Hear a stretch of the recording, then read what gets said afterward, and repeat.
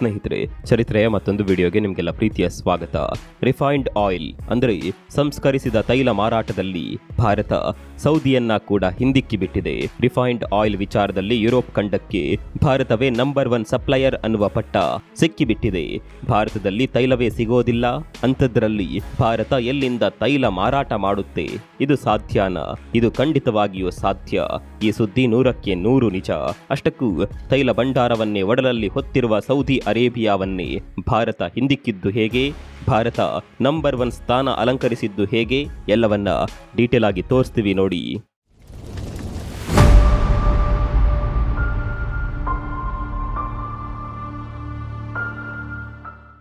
ಅಮೆರಿಕಾದ ಮಾಧ್ಯಮವೊಂದು ವರದಿ ಪ್ರಕಟ ಮಾಡಿದೆ. ಈ ವರ್ಷ ಯಾವ ದೇಶಗಳು ಆರ್ಥಿಕ ಹಿಂಜರಿತ ಅನುಭವಿಸುವ ಸಾಧ್ಯತೆ ಇದೆ ಅನ್ನೋದನ್ನ ಆ ರಿಪೋರ್ಟ್ನಲ್ಲಿ ಪ್ರಕಟ ಮಾಡಲಾಗಿದೆ. ಈ ಅಧ್ಯಯನದ ವರದಿಯಲ್ಲಿ ಬ್ರಿಟನ್ ಅತಿ ಹೆಚ್ಚು ಆರ್ಥಿಕ ಹಿಂಜರಿತ ಕಾಣುವ ಸಾಧ್ಯತೆ ಇದೆ ಅಂತ ಅಂದಾಜಿಸಲಾಗಿದೆ. ನಂತರದ ಸ್ಥಾನದಲ್ಲಿ ಅಮೆರಿಕ, ಜರ್ಮನಿಯಂತಹ ಬಲಿಷ್ಠ ರಾಷ್ಟ್ರಗಳೇ ಇದೆ. ಆದರೆ ಈ ಪಟ್ಟಿಯಲ್ಲಿ ಕೊನೆಯ ಸ್ಥಾನದಲ್ಲಿರೋದು ಭಾರತ. ಅಂದ್ರೆ ಭಾರತ ಆರ್ಥಿಕ ಹಿಂಜರಿತ ಕಾಣುವ ಸಾಧ್ಯತೆ ತುಂಬಾನೇ ಕಡಿಮೆ ಇದೆ ಅಂತ ಅರ್ಥ. ಜಗತ್ತಿನ ಬಲಿಷ್ಠ ದೇಶಗಳೇ ಈಗ ಆರ್ಥಿಕ ಹಿಂಜರಿತದಿಂದ ನಲುಗುತ್ತಿವೆ. ಒಂದು ಕಾಲದಲ್ಲಿ ಇಡೀ ಜಗತ್ತನ್ನೇ ಆಳಿದ್ದ ಬ್ರಿಟನ್ ದೇಶದ ಪರಿಸ್ಥಿತಿ ಇವತ್ತು ಯಾವ ಮಟ್ಟಿಗೆ ಇದೆ ಅನ್ನೋದು ನಿಮ್ಗೆಲ್ಲ ಗೊತ್ತಿರಬಹುದು. ಬ್ರಿಟಿಷರಿಗೆ ಇವತ್ತು ಈ ಸ್ಥಿತಿ ಬರುತ್ತೆ ಅಂತ ಯಾರು ಕೂಡ ಅಂದುಕೊಂಡಿರಲಿಲ್ಲ. ಇದಕ್ಕೆಲ್ಲ ಕಾರಣ ಜಗತ್ತಿನಲ್ಲಿ ಆಗುತ್ತಿರುವ ಕೆಲವೊಂದು ಬದಲಾವಣೆಗಳು. ಇವತ್ತು ಜೊತೆಗಿದ್ದವನು ನಾಳೆ ಜೊತೆಗಿರ್ತಾನೆ ಅನ್ನುವ ಗ್ಯಾರಂಟಿ ಇಲ್ಲ. ಇವತ್ತು ಸ್ನೇಹಿತ ದೇಶ ಅಂತ ಕರೆಸಿಕೊಂಡ ದೇಶ ನಾಳೆ ಶತ್ರು ದೇಶದ ಜೊತೆನೂ ಕೈ ಜೋಡಿಸುವ ಸಾಧ್ಯತೆ ಇರುತ್ತೆ. ಇದಕ್ಕೆ ಒಳ್ಳೆಯ ಉದಾಹರಣೆ ಅಂದ್ರೆ ಜಪಾನ್ ಇತ್ತೀಚೆಗೆ ಅಮೆರಿಕಾವನ್ನೇ ಧಿಕ್ಕರಿಸಿ ರಷ್ಯಾದಿಂದ ತೈಲ ಖರೀದಿ ಮಾಡಿದ್ರ ಬಗ್ಗೆ ನಿಮಗೆ ಗೊತ್ತಿರಬಹುದು. ಆರ್ಥಿಕತೆ ಅನ್ನೋದು ದೇಶದ ಆಂತರಿಕ ವಿಚಾರವನ್ನ ಎಷ್ಟರ ಮಟ್ಟಿಗೆ ಡಿಪೆಂಡ್ ಆಗಿರುತ್ತೋ ಅಷ್ಟೇ ಪ್ರಮಾಣದಲ್ಲಿ ವಿದೇಶಿ ಒಪ್ಪಂದದಲ್ಲಿ ಕೂಡ ಡಿಪೆಂಡ್ ಆಗಿರುತ್ತೆ. ಅಲ್ಲಿ ಸ್ವಲ್ಪ ಹೆಚ್ಚು ಕಡಿಮೆ ಆದರೂ ಅದು ಆರ್ಥಿಕತೆಯ ಮೇಲೆ ಪರಿಣಾಮ ಬೀರುತ್ತೆ. ಅದರಲ್ಲೂ ಈಗ ನಿರ್ಬಂಧಗಳ ಸುರಿಮಳೆಯಾಗುತ್ತಿದೆ. ಸ್ವಲ್ಪ ಆ ಕಡೆ ಈ ಕಡೆ ಆದ್ರೂ ಒಂದು ದೇಶ ಮತ್ತೊಂದು ದೇಶದ ಮೇಲೆ ನಿರ್ಬಂಧ ವಿಧಿಸಿ ಬಿಡುತ್ತೆ. ಇದೇ ನಿರ್ಬಂಧಗಳು ಕೆಲವು ದೇಶಗಳಿಗೆ ಏಟು ಕೊಟ್ಟಿವೆ. ಮತ್ತೆ ಕೆಲವು ದೇಶಗಳು ತಾವೇ ತೋಡಿದ ಗುಂಡಿಗೆ ತಾವೇ ಬೀಳುತ್ತಿವೆ. ಪಾಕಿಸ್ತಾನ ಕೂಡ ಇಲ್ಲಿವರೆಗೆ ಅಮೆರಿಕ ಹೇಳಿದಂತೆ ಇತ್ತು. ಆದರೆ ಈಗ ಅದು ಕೂಡ ರಷ್ಯಾದಿಂದ ತೈಲ ಖರೀದಿ ಮಾಡೋದಕ್ಕೆ ಶುರು ಮಾಡಿದೆ. ಮೊದಲೇ ನಮ್ಮ ದೇಶ ಬರ್ಬಾದಾಗಿದೆ, ಇನ್ನು ತೈಲವನ್ನ ಕೂಡ ಬೇರೆ ದೇಶಗಳಿಂದ ಖರೀದಿ ಮಾಡೋದಕ್ಕೆ ಶುರು ಮಾಡಿದ್ರೆ ಅಲ್ಲಿಗೆ ನಮ್ಮ ಕತೆ ಮುಗಿಯುತ್ತೆ ಅಂತ ಪಾಕಿಸ್ತಾನ ಕೂಡ ರಷ್ಯಾದಿಂದ ತೈಲ ಖರೀದಿ ಮಾಡೋದಕ್ಕೆ ಶುರು ಮಾಡಿದೆ. ಆದರೆ ಈ ರೀತಿ ಮಾಡೋದಕ್ಕೆ ಯುರೋಪ್ ಖಂಡದ ದೇಶಗಳಿಗೆ ಆಗೋದಿಲ್ಲ.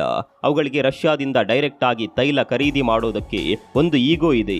ಆ ಈಗೋ ರಷ್ಯಾದಿಂದ ತೈಲ ಖರೀದಿ ಮಾಡೋದಕ್ಕೆ ಬಿಡೋದಿಲ್ಲ. ಹೀಗಾಗಿ ಯುರೋಪ್ ಖಂಡದ ದೇಶಗಳು ಭಾರತದಿಂದ ತೈಲವನ್ನ ಖರೀದಿ ಮಾಡ್ತಾವೆ.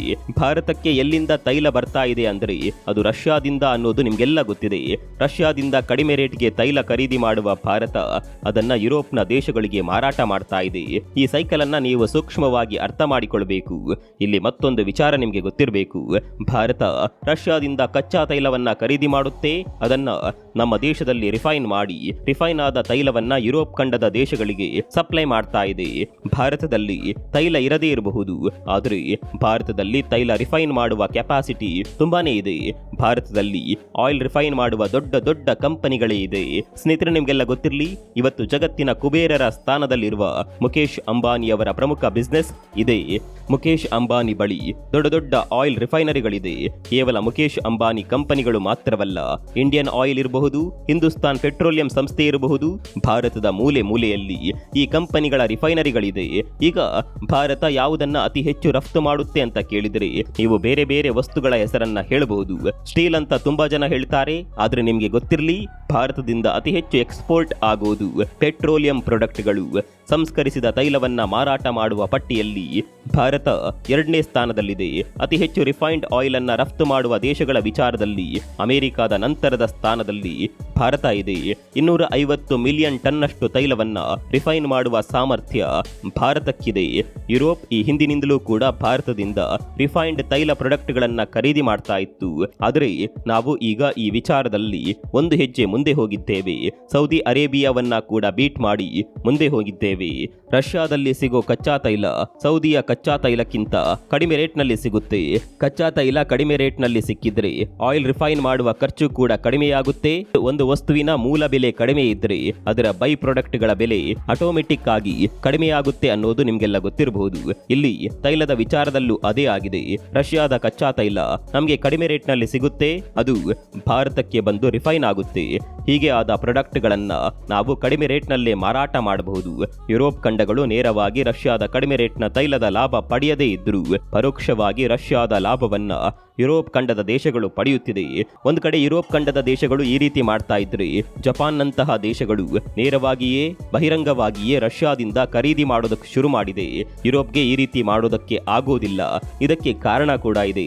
ಉಕ್ರೇನ್ನ ಮೇಲಿನ ರಷ್ಯಾ ದಾಳಿಯನ್ನ ಮೊದಲು ವಿರೋಧ ಮಾಡಿದ್ದೆ ಯುರೋಪಿಯನ್ ಒಕ್ಕೂಟ. ಈ ಯುರೋಪಿಯನ್ ಒಕ್ಕೂಟ ಭಾರತಕ್ಕೆ ಹೇಳದ ಮಾತುಗಳೇ ಇಲ್ಲ. ನೀವು ರಷ್ಯಾದಿಂದ ತೈಲ ಖರೀದಿ ಮಾಡಿ ರಷ್ಯಾಗೆ ಫಂಡಿಂಗ್ ಮಾಡ್ತಾ ಇದ್ದೀರಿ ಅಂತ ಯುರೋಪಿಯನ್ ಒಕ್ಕೂಟ ಭಾರತದ ಮೇಲೆ ಆರೋಪ ಮಾಡಿತ್ತು. ಕೇವಲ ಭಾರತದ ಮೇಲೆ ಅಂತಲ್ಲ, ಹಲವು ದೇಶಗಳ ಮೇಲೆ ಯುರೋಪಿಯನ್ ಒಕ್ಕೂಟ ಇದೇ ರೀತಿಯ ಮಾತುಗಳನ್ನ ಹೇಳ್ತಾ ಬಂದಿತ್ತು. ಹೀಗಾಗಿ ಈಗ ಯಾವ ಮುಖ ಇಟ್ಕೊಂಡು ರಷ್ಯಾದಿಂದ ತೈಲ ಖರೀದಿ ಮಾಡೋದಕ್ಕೆ ಆಗುತ್ತೆ ಹೇಳಿ? ಹೀಗಾಗಿ ಈಗ ಅಡ್ಡದಾರಿಯಲ್ಲಿ ಭಾರತದಿಂದ ತೈಲವನ್ನ ತೆಗೆದುಕೊಳ್ತಾ ಇದೆ ಯುರೋಪಿಯನ್ ಒಕ್ಕೂಟ. ಇದು ಬುದ್ಧಿವಂತಿಕೆನಾ ಅಸಹಾಯಕತೆನಾ ಅನ್ನೋದು ಮಾತ್ರ ಗೊತ್ತಿಲ್ಲ. ಮುಂದಿನಿಂದ ಒಂದು ಹಿಂದಿನಿಂದ ಮತ್ತೊಂದು ಅಂತ ಹೇಳ್ತಾರಲ್ಲ, ಅದು ಯುರೋಪಿಯನ್ ದೇಶಗಳಿಗೆ ಕರೆಕ್ಟ್ ಆಗಿಯೇ ಸೂಟ್ ಆಗುತ್ತೆ. ಹೇಳೋದು ಒಂದು ಮಾಡೋದು ಇನ್ನೊಂದು ಅನ್ನೋದು ಇದಕ್ಕೆ ಅನ್ಸುತ್ತೆ. ಯುರೋಪ್ ದೇಶಗಳು ಈ ಯುದ್ಧ ಬೇಗನೆ ಮುಗಿಯುತ್ತೆ ಅಂತ ಅಂದುಕೊಂಡಿದ್ವು. ಆದರೆ ಈ ಯುದ್ಧ ವರ್ಷ ಕಳೆದರೂ ಮುಗಿಯುವ ಲಕ್ಷಣಗಳು ಕಾಣಿಸ್ತಾ ಇಲ್ಲ. ಹೀಗಾಗಿ ಯುರೋಪ್ ದೇಶಗಳಿಗೆ ಬೇರೆ ದಾರಿಯೇ ಇಲ್ಲ.